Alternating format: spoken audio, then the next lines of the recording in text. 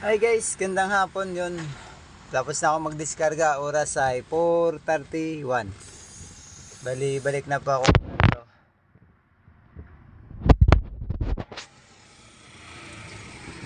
Ngayon, pwede na ako mag-aircon. Hapon na eh, padilim na eh. Ayan guys, salamat. Samahan niyo po ako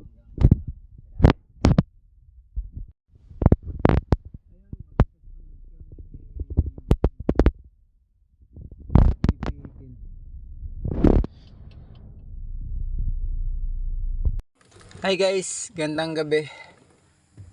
Dito na ako sa garahe. Magkasunod kami ni Santino. Oras ay 7:16. Boss, kakyat mo pa yan? Bukas na lang!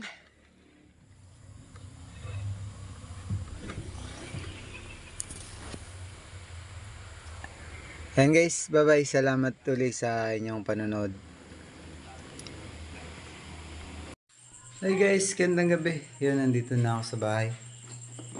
Nagtagay kami ni Santino ng tuba. 1.5 na ubos namin. Nahilo nga ako.